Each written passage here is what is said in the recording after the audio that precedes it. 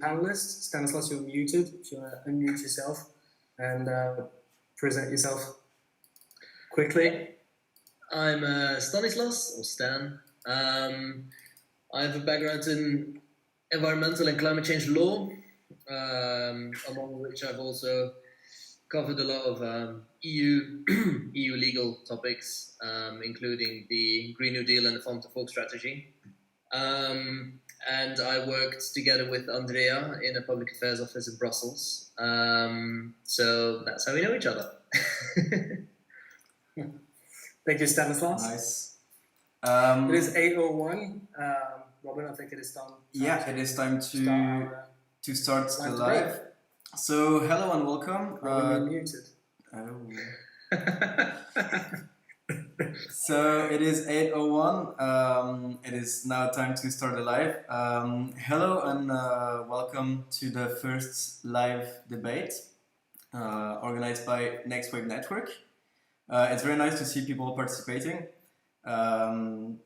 So tonight we will be discussing on the topic of the EU Farm to Fork strategy, and we have two guests to talk about this topic.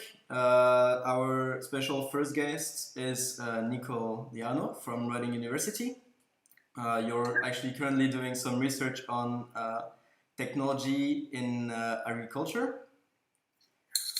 If you want to introduce yourself and talk about your studies. Sure. Hi everybody. Thanks for inviting me. I studied political science and international relations for my bachelor.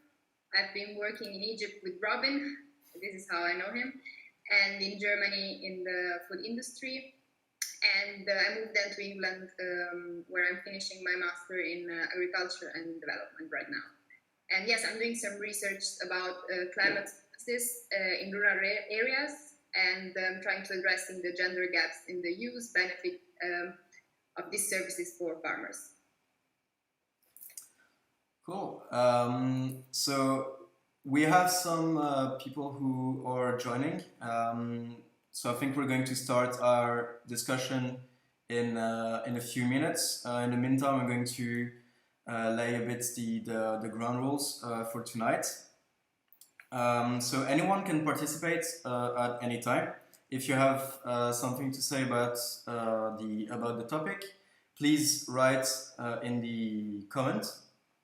And if you want to have your say and actually participate with us, you can just write hand, and we will then distribute the hands. So yeah, we have maybe 2 minutes to allow some people to join us. Great. So maybe first roundtable, is everyone here aware of the EU Farm to Fork strategy? I guess if you're joining, probably you are. You can tell us in the comments. The comment section should be on the right-hand side of your screen if you're using a laptop, by the way.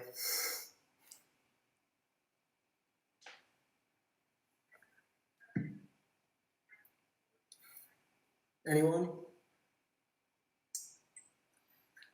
I personally was delighted to see the Farm to Fork strategy when it first came out. I thought it was a truly revolutionary piece of legislation, because not only did it acknowledge the same environmental problems that a lot of pieces of legislation have acknowledged in the past, the solutions that it laid out are going to, if they come to fruition after it goes through, the proper channels, they will truly shake up the agricultural system in Europe, in my personal opinion.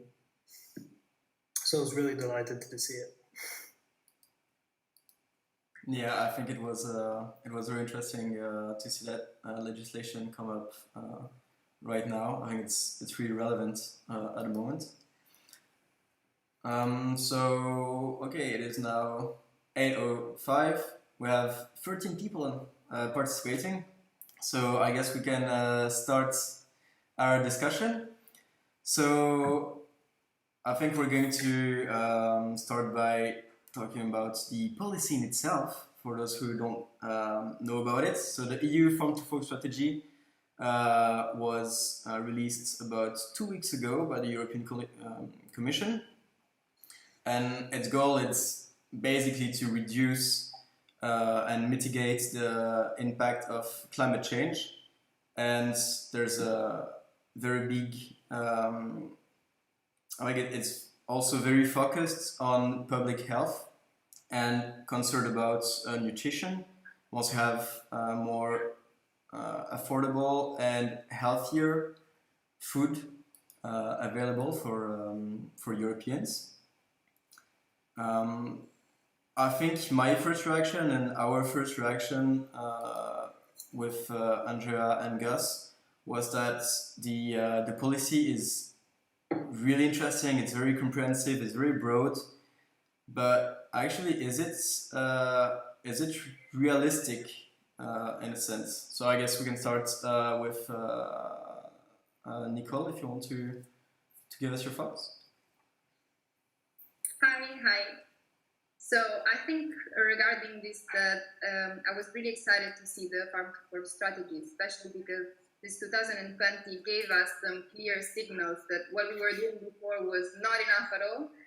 What we are doing right now is not enough. So just like watching through some natural disasters that occur lately, like the fires in Australia, the problems in Brazil, India, Indonesia, the locust infestations in Africa, South Asia, and of course the COVID-19. So it's a clear signal that we switch from preventing to adapting to these events. And if we don't act right now, this is going to be like, it's going to become worse. So I had a really positive reaction to the ambitious targets that the Farm to Strategy Fork has, and of course all the approach that comes like together with this. And especially I think like the EU policy that were before, so the one of the 1990 and after the one of the 2003, were not, let's say, complete. So it's the first time that the EU policy is addressing like all the food chain system from the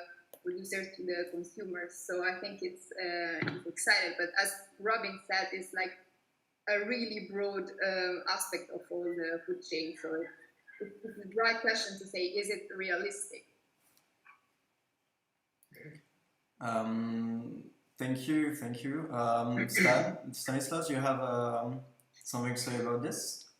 I'm very happy, just like Nicole said, that they really took the holistic approach and really covered the whole, farm to fork sort of supply chain, as well as implementing or sort of including regulations around health, around obesity, and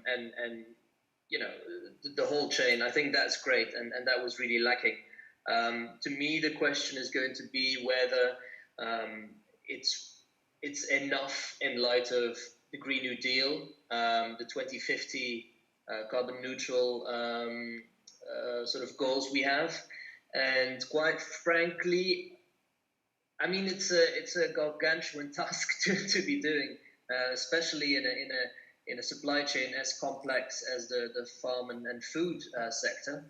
I'm not sure if we'll get there, but I do think that this is great groundwork for substantial change all across the farm and food chain. So I'm quite hopeful for a complete revision of the whole farm and food sector. I'm not sure about actually reaching climate goals. So I would have liked actually to see a little more adaptation in there, in the farming industry. If you consider that, I think it's 1.5 degrees between 1.5 and 2 degrees of global temperature rise will cause a 50% drop in production in Southern Europe. I mean, that's pretty gnarly. and I think we should have focused more on adaptation. But yeah, anyway, overall, it's absolutely revolutionary, and the holistic approach they've taken is great. So yeah, not to be too pessimistic. That's I would say that's actually very interesting that you're saying that it's not enough on certain phase, because what I got for comments is that the farm to fork as well as the biodiversity were too much, in the sense that it's mostly like displaying or showcasing ambitions that will not be achieved, and was more of a comms exercise than a proper ambition behind it. That is so. The thing is, I'm looking from it from a climate perspective, right? So I'm sure that in the rethinking of the whole food supply chain for other purposes, which could also be environmental purposes, thinking of using less pesticides and integrating more digital solutions, etc. I think that could be a valid critique. If I look towards climate change, however, I'm missing more a proactive stance from the EU, and actually more regulation. The time of farmers or countries to take their own initiative has, we shouldn't have had that sort of regulation for the last 10 years. And if you look at animal production or livestock, there's great initiatives in there about using seaweeds and focusing more on farming fish, etc. But in the end, it doesn't go as far as limiting the livestock production, which is actually what should happen. Now, I know how crazy I sound, because that's ridiculous to demand that from a piece of legislation. So that's why I think this legislation is great. I just don't think it's enough. And I think that's, I don't know. That's just sort of the realization I make. Because I realize how difficult it is to reach goals that would restrict global warming to 1.5 degrees, or at least sort of be on the path towards such a goal. That's why I actually thought that adaptation would be much more important. And I really hope that would be in the legislation more. That's all. So that adaptation stuff, going to have to take the form of a lot of innovation in terms of technologies coming forward into agriculture and fisheries and every sector that this touches upon, which does seem to be pretty much every sector. It's very ambitious, as everyone says. But what is in your opinion, is the key sort of key thing stopping, say for instance, farmers taking up these new technologies? I think it's a few things. First of all, I don't think that technology can solve everything. If we're looking at adaptation, to me, that is as much trying to reduce things like food waste and water usage than it is actually, using robots in your fields to ridicule it a little bit. But then the way farmers now, especially under the CAP, get second pillar money for greening initiatives under the eco schemes, and that's all great, right? And that on the long term helps not only to save greenhouse gases and sort of protect biodiversity, etc., but it also does things like provide erosion control, things like agroforestry, where you plant trees over fields, reduce droughts on the ground, which, especially in Southern Europe in a few years, or maybe even this summer, we'll see, might be vital. And these things, I feel, are too often sort of shown as either an option or something nice to do for like nature or whatever. Like it doesn't show in this legislation that it is in the interest of a farmer to actually invest in this. And then, of course, it should also be said that the EU should invest in this. If you then see that in this legislation, those adaptive or sort of more experimental, whatever you would call them, policies are not really integrated, and they're mainly talking about greening, using less pesticides. They are talking about combating food waste. I kind of don't see that. I don't think they've taken everything out of those options that they could, and I think that farmers will pay the price for that. So yeah. Yeah, maybe. Maybe can I just say one more thing?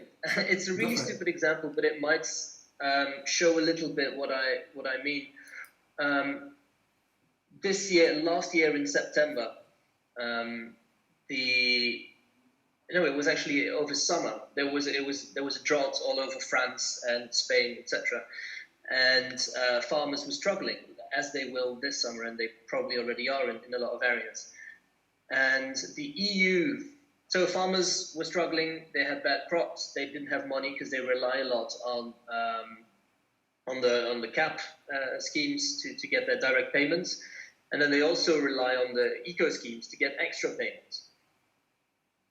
They couldn't really support themselves based just on their crops. So what the EU did was they scrapped some of the ecological provisions under the eco schemes and sort of increased the payments to farmers whether or not they actually followed any of these regulations.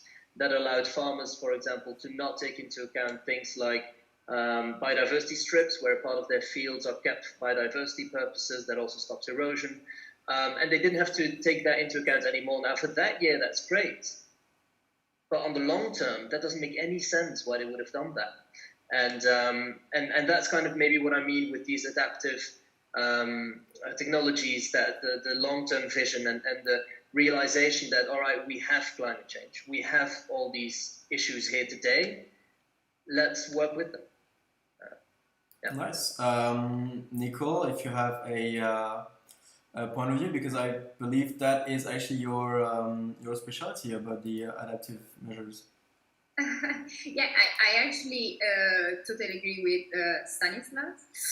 I think technology, yes, support, yes, but as he said, we need more, because like the question is urgent, and I don't think we realize that how urgent it is. Like just to see, the targets are there. So just to mention, reaching 25% of the agricultural land under organic land in 10 years, yes, we have to be also realistic. So just to switch from conventional agriculture to organic one, we take at least 2, 3, 4 years. So yes, I don't want to see it so much as ambition. So as he said, probably a good point, but I'm not sure we can force people to do this, is okay, the European Union is helping us, it's helping farmers, it's giving some aids and incentives, but if you don't do this, then you will not have this help anymore. So I'm afraid that maybe this should be the next step to take if the things are continues to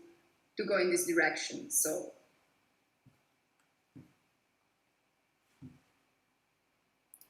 Nice. Yeah, actually, Stanislas, do you have a opinion? Can you concur on that? I think you're muted. You're muted.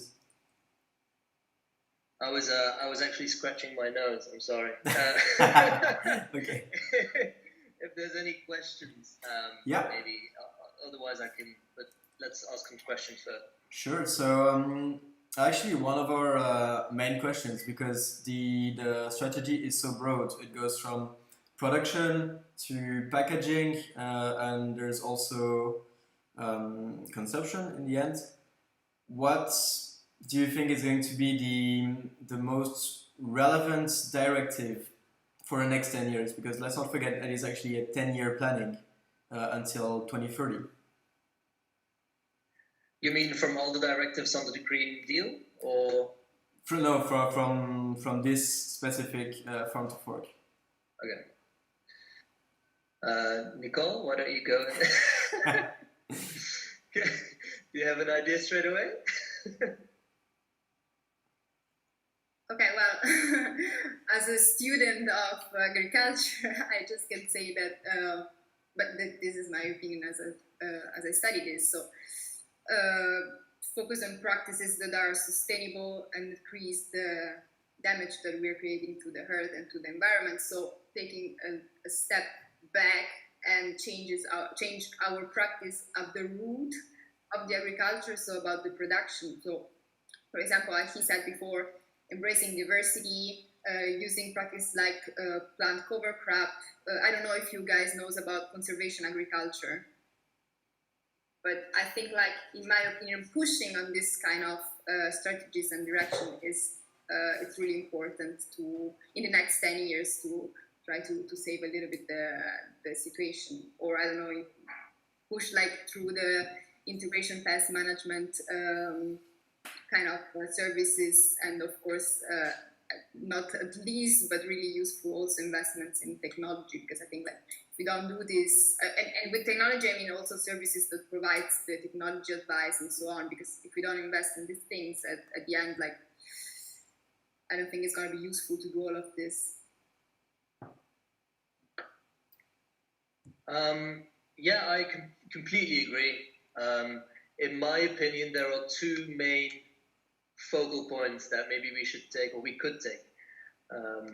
The first of which is doing the calculations and making sure that our greenhouse gas emissions actually drop to a level where we can reach, maybe, let's say, the 2-degree goal. Let's be a little realistic. And then investing the rest in adaptation. A second sort of focal point, in my opinion, should be sort of one, agriculture is by far the largest land owner, or, sort of land usage in Europe, industry-wise, of course. And they have, a lot of land means a lot of potential to capture CO2 and greenhouse gases. And they should be incentivized to use a portion of their land for such purposes. You could call it carbon farming, maybe. I don't know if that's a word, or maybe I just came up with it. But you should. But the problem is that these farmers won't do that unless it pays, and that's, I think, very important. And looking into, for example, more and more crop failures that will happen, and that will happen whether or not we act on anything. It might be interesting for these farmers to actually slowly move towards these kinds of options. Of course, provided that there is some sort of funding mechanism, some sort of way from which these farmers can actually gain money. I think those two focal points should be the main focus of, or the most important in the farm to fork strategy. Of course, packaging and the whole food supply chain needs to be looked at. But if you sort of scope that out, then the whole way we live needs to be looked at. If we really want to have short-term, strong action, maybe we should look less into, I'm going to say something very difficult here, maybe we should look less into things like plastic pollution and more into things like biodiversity, greenhouse gas emissions, and then we'll look at the pollution later. Not to say that I think we should do everything, but if we need to pick and choose, we've got a deadline with CO2. We've got 9 years for strong, decisive climate action. If we don't do anything by then, then we're fucked. We have a hand by Andrea. Yes, indeed. I just wanted to come back on on Stan's previous point that he's also mentioned again here, which was also concurred by Nicole on adaptation.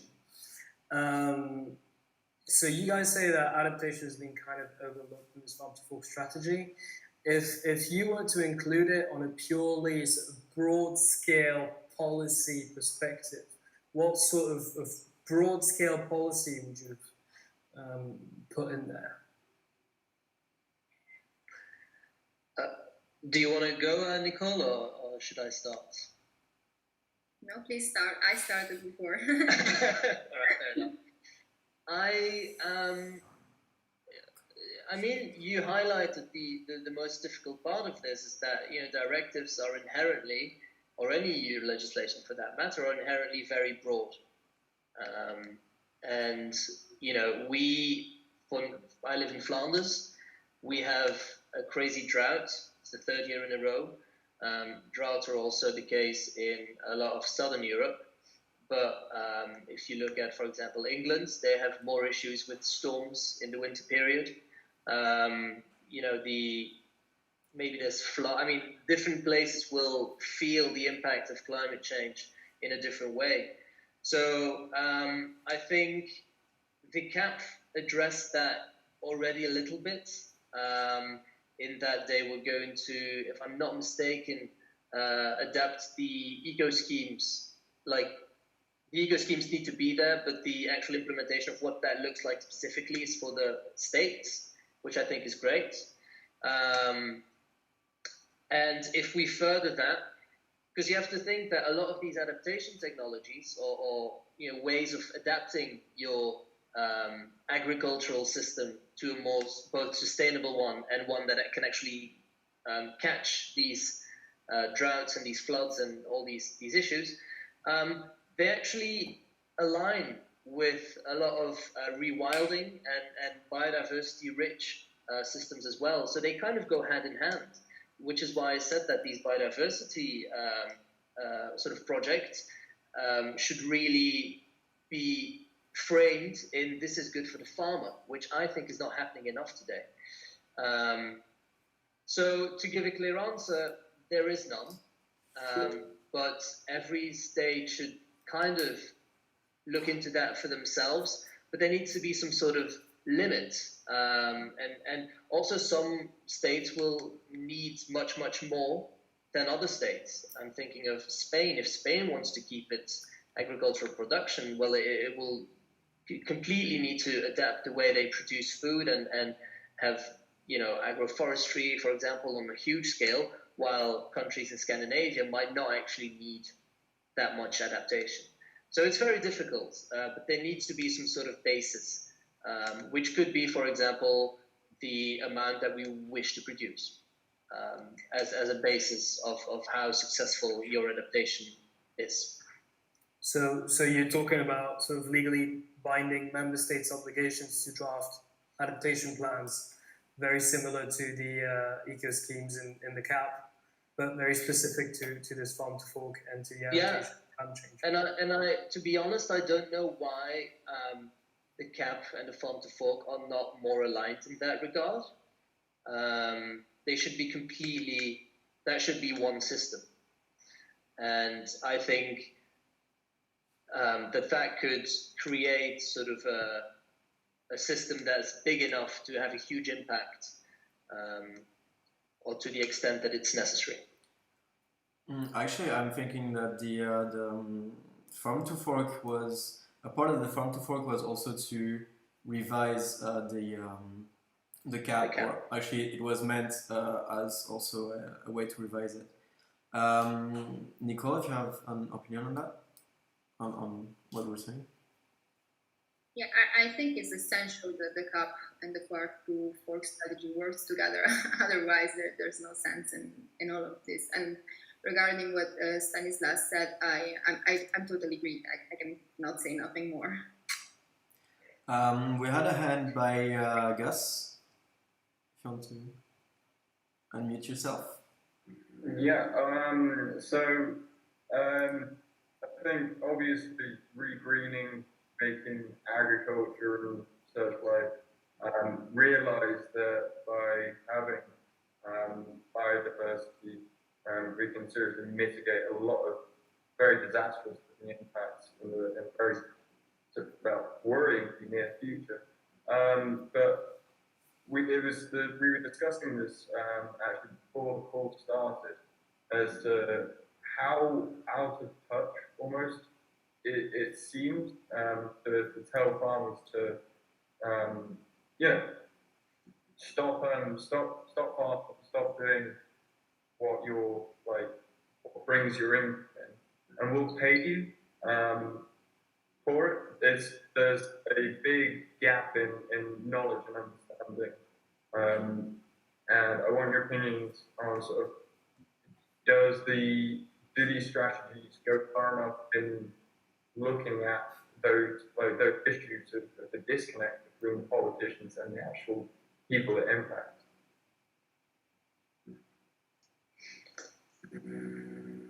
Am I still on? I think I am. Yeah, I think you're 100% right. I think there's a huge disconnect, and to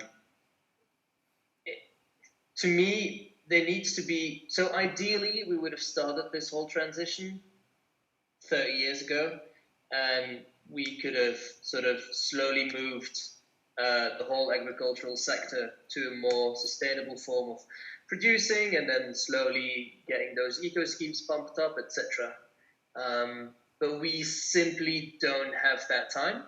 If we want to reach any goal, that's something debatable. We can also say that we don't want to reach certain climate goals and adapt more or something. I don't know. But it's kind of very simple. So I think EU agriculture amounts to about 10.7% or something of greenhouse gases, but they're very potent in the sense that it's mainly animal agriculture.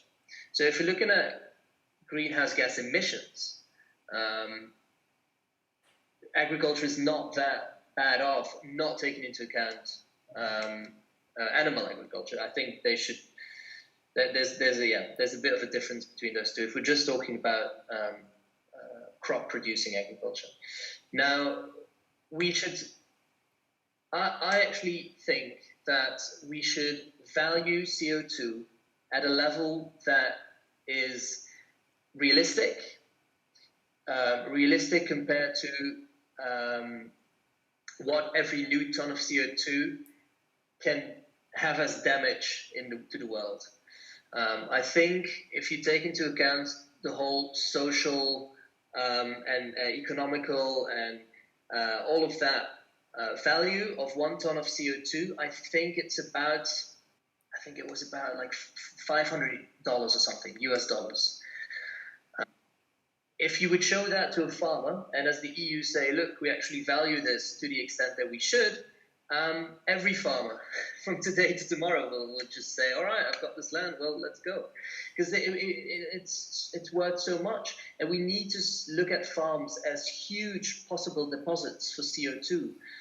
Now, of course, we need food, and of course, and we are out of touch in the way that we tell that to farmers. And I'm sure a big issue in that is also that farming is traditional, and people just like to do it, and they've been in there for generations. And those are important things we should take into account. But if we value the potential of actually pulling out CO2 out of the air and using farming as something good rather than something bad in tackling climate change and environmental destruction, then I actually think a lot of farmers would jump on board. That's not happening, so.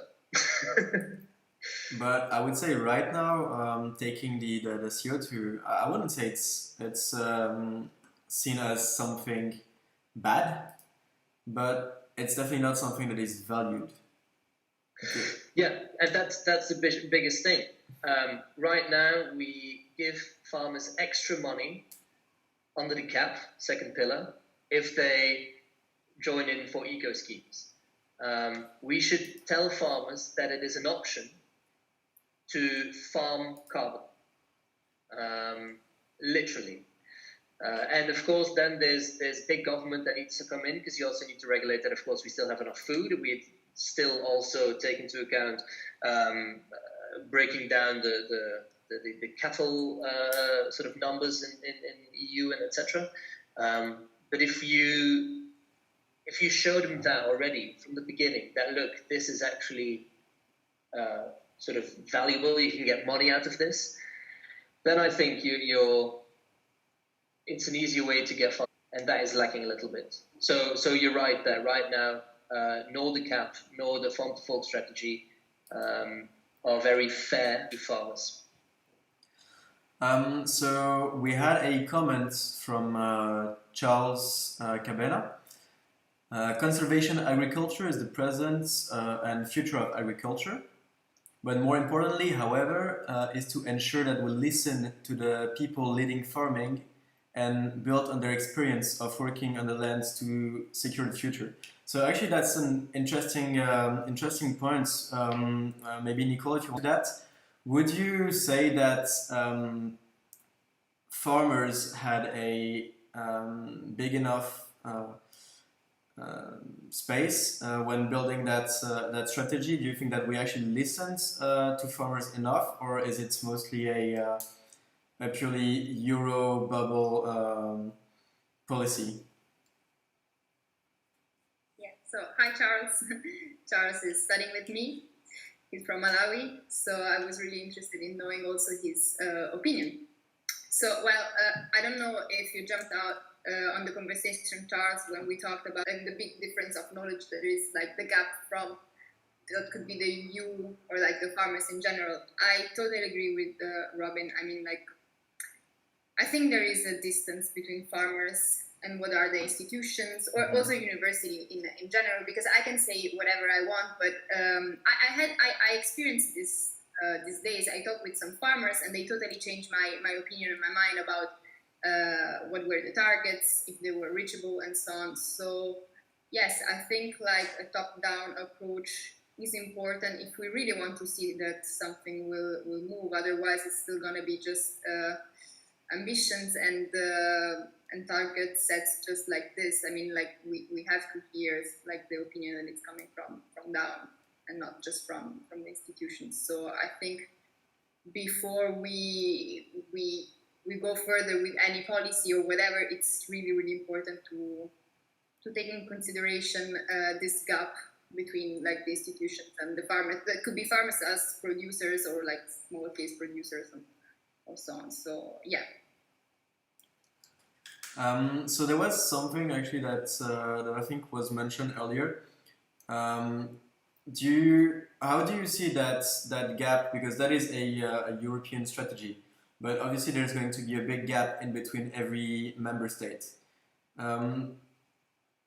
How would you say how big would you say is the gap in between the countries? Because I guess this is going to be very favorable for some of them and not work very much for others.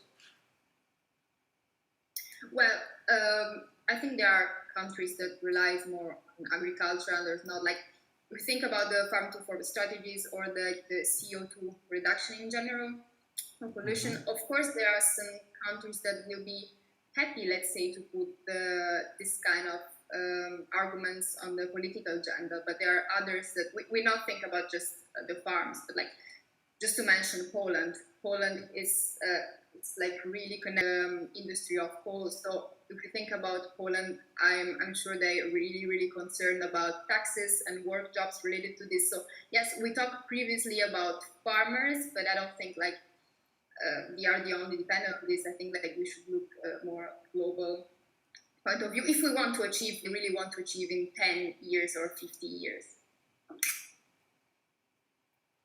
It's kind of sad that we have to keep repeating that these goals, which the UN says are vital, that we already have to see them as an option. But I'm afraid that's kind of true. I think, Nicole, you're absolutely right that farmers are only one in a bunch of industries and sectors that will gravely have to change, and that's a whole other discussion. I mean, it's a valid discussion. But if we focus on on farming specifically, going back to the question on on sorry, I lost my track. 1 minute on the question. We can't afford, and that's actually really good for farmers. We can't afford to lose any knowledge of working land, traditional farming practices, sustainable farming practices. So we can't afford to lose any farmers. If we go about implementing these large-scale new ways of farming, this document, the Farm to Fork strategy, talks already up as well about having more organic farming. Part of that should also be more of this conservation farming, more agroforestry, etc. In all of those things, we need the knowledge of farmers day to day, and I think that it's severely undervalued in a lot of communication coming from the Commission. One of the reasons why these the gap between the institutions and the farmer is so big, because in system a farmer would quickly feel undervalued or useless or whatever, and yeah, so I think might have to be highlighted, and that should also be a thing for farmers all around. Know that if you're a farmer, a lot of the future of this continent in your hands. And as long as the Commission or any national government doesn't value that extent they should, then we'll never get anywhere. But once they do, not only will farmers be motivated to step into any sustainability plans or agro-conservation, etc., but they will also like their job maybe. Like I know in France, farmers, there's a lot of farmers committing suicide. That's a huge problem, and just overall, there's a lot of farmers quitting the sector, and young farmers struggling to get in, etc. While if you look at it from a sustainability point of view, their jobs should be valued at an extent that is way higher than they are today. Yeah, Nicole, if you want to sum it up. So yeah, I think it's a lot about addressing information. For example, I'm from Rome. I studied in Berlin, in London. If I talk with farmers from there, they're saying like, oh yeah, Green Deal, European strategies, farm to fork. But today I talk with some farmers from the south of Italy. It's a little bit more the rural area, and they didn't know nothing about this. So this is what I am concerned about. So addressing the information to everybody, not just to people who are into it. Well, actually, you're giving me a perfect transition on this one, because I want to talk about the spreading of this strategy. Because for the moment, we're 40 minutes into the discussion on the farm to fork strategy, and we basically only talked about the farm part. But what about the fork part? We talk a lot about the production, and we had some great ideas on that. What about the end of that chain, about the consumers? How do you think this strategy is going to impact them? Yeah, Nicola? I think also in this case we need a total shift of like the mindset of the people, because as consumers we are really influenced from the environment that is near us, and I think the farm to fork strategies is addressed, or at least is in the right direction regarding this. So yeah, I think like there is a lot of work to do also in this direction. Okay, so if there was something that you would say is missing on that side from the policy, what would that be? So switching again to information, like I don't know about you, but I'm following the news every single day, and actually I don't think like the televisions or maybe the social media already a little bit more, but are like reserving such a big space for what's happening now.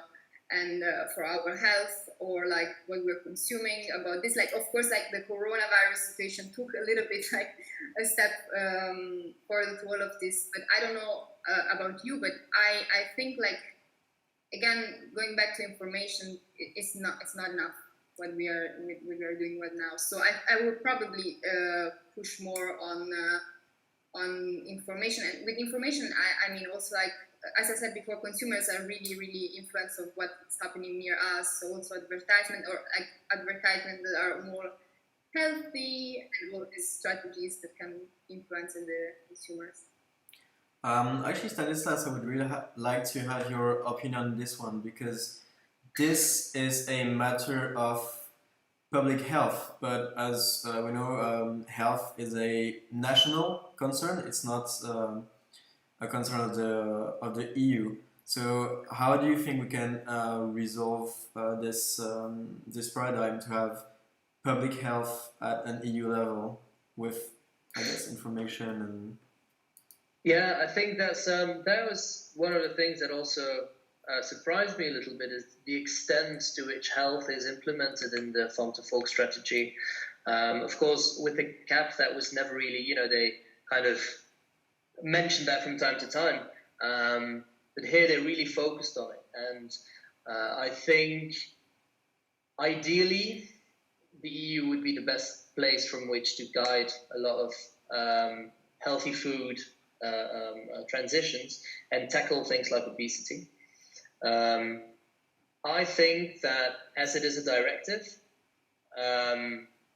states will implement it in national legislation in whichever way they do. I just think that on the health side, it's a very powerful move from the Commission, that this is really vital. And also, I don't see how countries can be opposed to it, as the sort of goals are also quite broad. I think a difficulty lies maybe in the link between things like healthy diets and sustainable agriculture, which I think, and I'm sure a lot of people in this panel and in this call today would find obvious, but maybe a lot of member states will find more difficult, especially member states that have a big sort of beef consumption, or whose agriculture is based mainly on beef. For them, that might be a more difficult balance to make. Overall, I think that the Commission is, I mean, they know what they're doing, these guys. They make a very good case for linking sustainability to health through the Farm to Fork strategy. And I think that's, to me, one of the most powerful bits of the Farm to Fork strategy, is that they make this link, and they want to tackle obesity, and they understand that a more healthy food chain will ideally also have a more healthy environmental, or less of an environmental impact. And but it's up to the member states to see how they want to implement that state per state, which I think is, that's the way it is. But with food chains being as complex as they are and as transnational as they are, I hope that they will at least sit together when they further implement any of these decisions. I'm going to turn on my light for a minute. Keep going.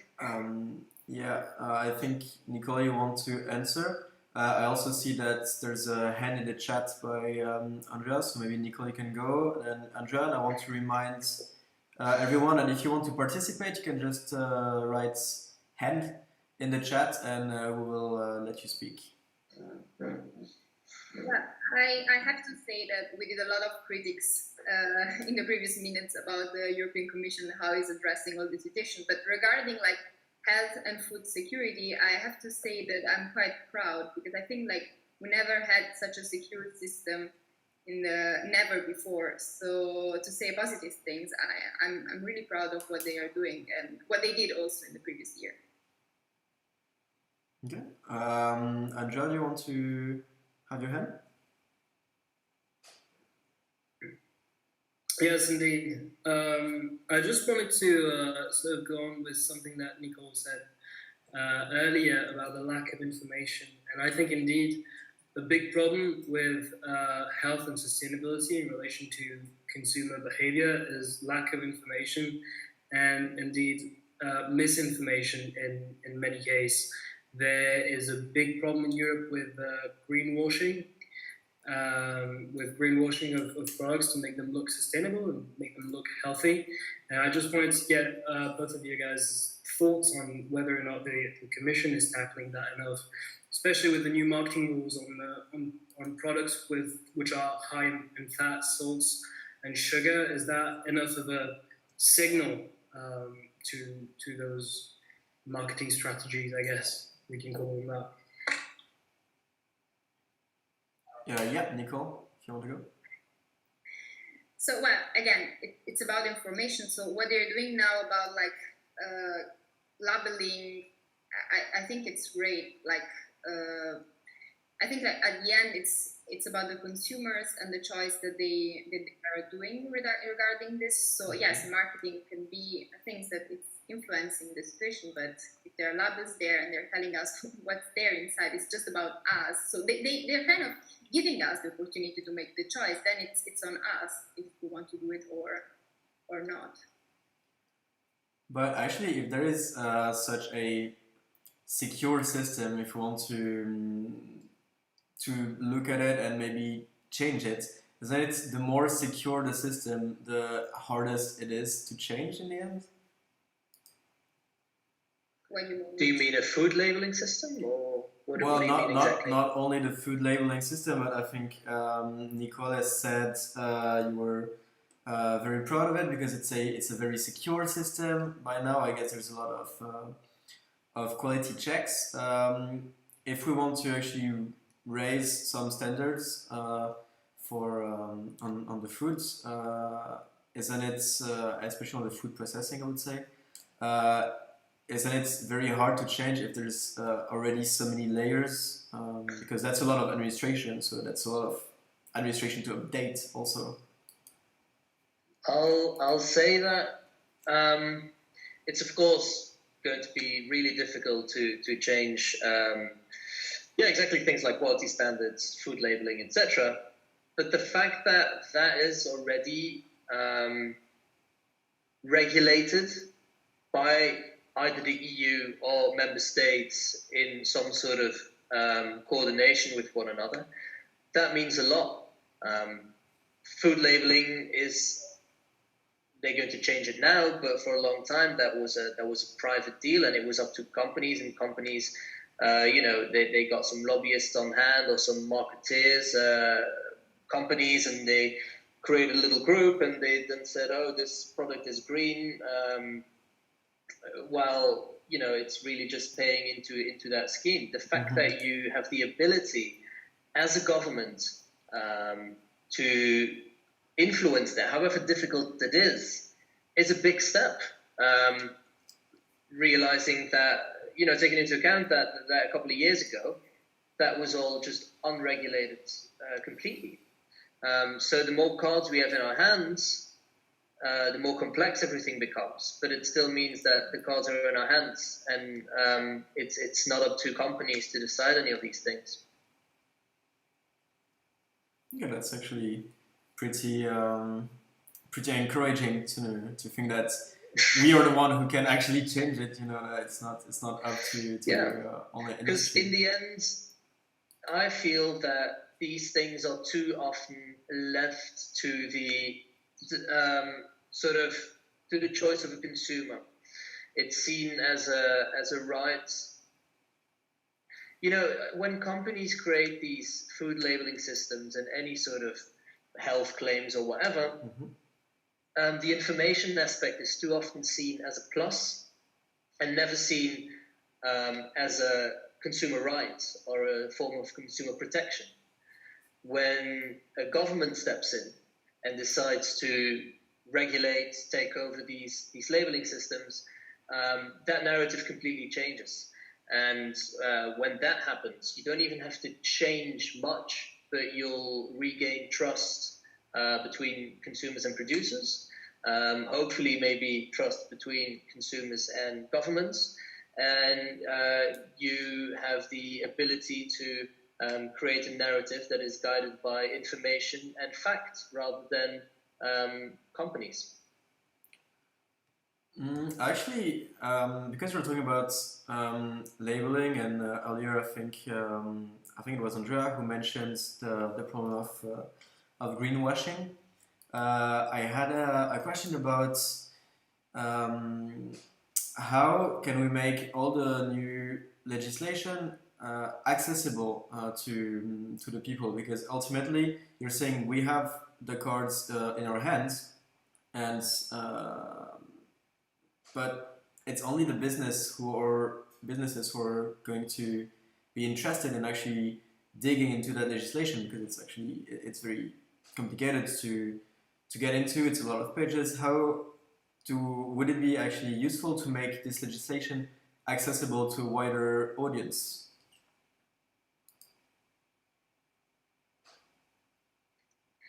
I think that discussion, the information discussion, is at the crux of what the EU has done wrong for the last 40 years.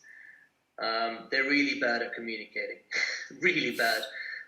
Look at what things like the Brexit Party or the UKIP got away with so much stuff, claiming all these things, all these falsehoods, and the EU never had the guts to step in and say, well, actually, that's not true, or proactively explain what they're trying to do. And it's the same thing with this. Now that they go into it's through states. So I think that's maybe a difference. I don't want to just shove it all in one pile. It's up to states to implement these regulations. So you could say that it would be up to states to explain to their citizens or consumers what they're trying to do. On the other hand, if you set universal standards on things like labeling, etc., then you could also say that the EU should have the guts to explain what they're doing. Mainly, and that is also, it's not only about this food aspect, but I think also it's one of the problems that on the farming side is very vital, is they should discuss with stakeholders proactively and inform consumers and citizens in a much clearer way. And I feel that quite often they lack the guts to do so. Okay, that's interesting. It actually hurts a bit, to be honest, because I was personally working in the Commission's communication. But well, it's good to have some feedback. Nicole, actually, I wanted to ask you something that Stanislas just talked about. You talked about setting up standards. Do you think that with this strategy we can set up standards that go beyond the EU? Maybe on other markets, such maybe America, Latin America, Africa, or even Asian markets?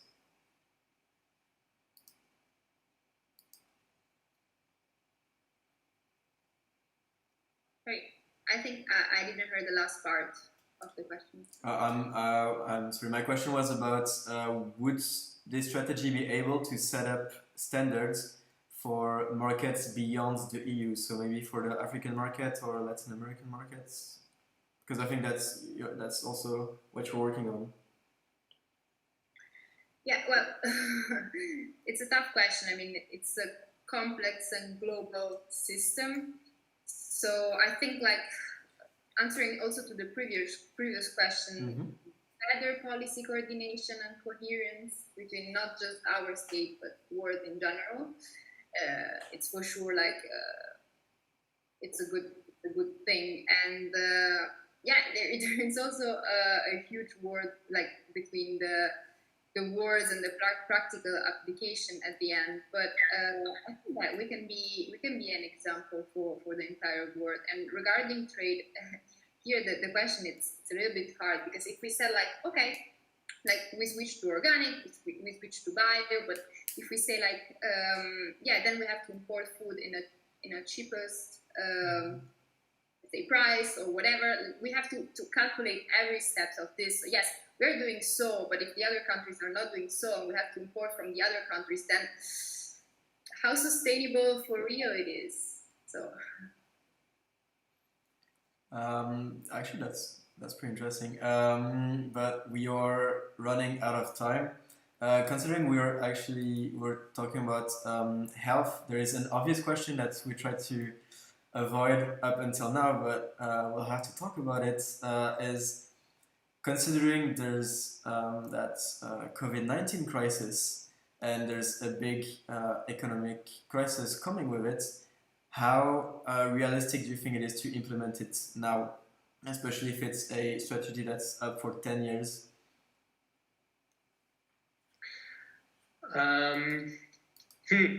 Little question. I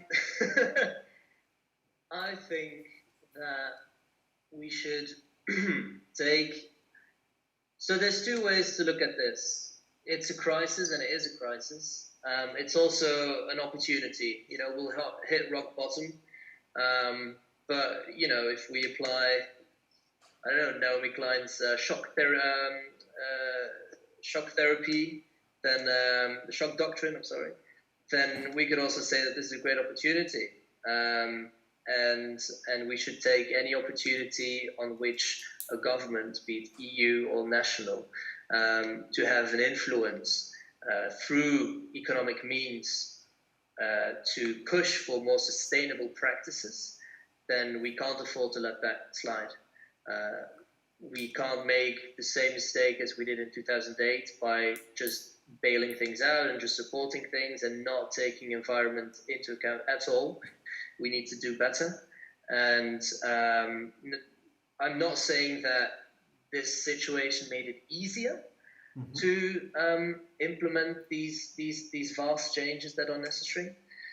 But I think that if you change your perspective a little bit and realize that there will need to be some sort of, pump of money in the economy, to describe it quite plastically, then we can have some green strings attached. And this is the moment to attach those green strings. And if we don't do it now, and then in a few years we'll have business as usual and we'll have missed this opportunity. We should have done everything yesterday. And that takes a lot of guts. And as I said a few times, I feel that maybe the Commission doesn't have those sometimes. But it'll be a sad day if we don't take this opportunity and climate and environment is put on the back burner. That'll be very sad. Nicole, do you want to build up on that? yeah, regarding this, I think it will be more expensive to restore the old economy and all these aspects than to build a new green recovery. But the point is, I'm super happy to have this conversation with you because we think a little bit on the same way, but I'm not sure that everybody will think in this way. So as he said, probably it's now the point to talk about this stuff because we can see it as an opportunity. But I'm concerned about the political agenda if they really will, like as a nation, will put this at the first level. Like I'm super happy again. I think like we all think in the same direction, but I'm concerned, to be honest, because I don't want that this coronavirus is taking a little bit like the place of like the place in a mediatic way, or also like as a strategy on the other one. It could be the economical one, or like invest in other kind of structures or sectors that is not this one. Yeah, I guess especially when you talked earlier about information and access to information, and a lot of people who were very interested in those topics, but who didn't even hear that it came out because everything on TV and on the paper is about COVID-19. So actually, we're running out of time now. So if you want to have one last word, maybe a concluding word on the strategy, that would be your time. And just want to remind everyone that if you want to have a last say, write it now. Do we wait for the last say, or do we just go for it? Go for it. Go for it. I think the farm to fork strategy is an exceptional piece of legislation. I think it's a major stride in both rethinking our food systems in the health, on the health side of it, as well as the environmental side of it. Yeah. I think that's great. I just hope that it won't become a sort of